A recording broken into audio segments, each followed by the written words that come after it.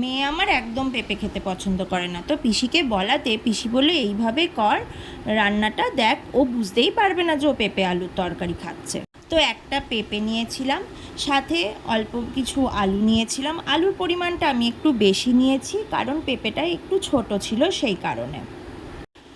পেঁপে আর আলুকে সুন্দর করে টুকরো করে নিয়েছি, সাথে এক টুকরো আদা নিয়েছি, কিন্তু আমি অতটা আদা ইউজ করিনি, আমি অল্প আদা ইউজ করেছি। তার সঙ্গে নিয়েছিলাম একটা টমেটো।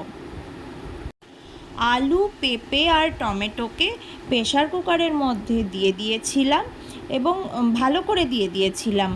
আদাটাকে আমি আগে থেকেই থেতো করে রেখেছিলাম, তোমরা চাইলে পেস্ট করে রাখতে পারো। তো আদা থেতোটাও দিয়ে দিয়েছিলাম, সাথে অল্প একটু ছোলা ভিজিয়ে রেখেছিলাম, সেই ছোলা ভিজেটাকেও দিয়েছিলাম।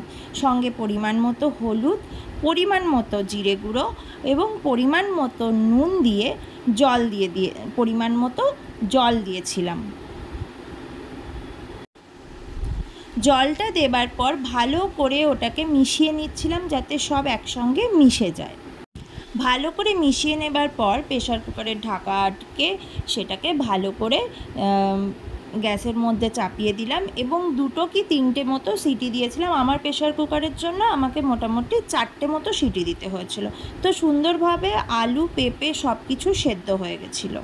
তারপরে গ্যাসে কড়াই চাপিয়ে তার মধ্যে তেল গরম করতে দিয়েছিলাম এবং ওটা তেল গরম হয়ে যাবার পর তেজপাতা, শুকনো লঙ্কা আর একটু পাঁচফোড়ন দিয়েছিলাম তেলের মধ্যে। শুকনো লঙ্কা আর পাঁচফোড়নের ভালো মতো গন্ধ ওঠার পর আমি যেটা পেঁপে আর আলুর সেদ্ধটাকে কড়াইয়ের মধ্যে দিয়ে দিয়েছিলাম, সাথে দিয়েছিলাম পরিমাণ মতো চিনি।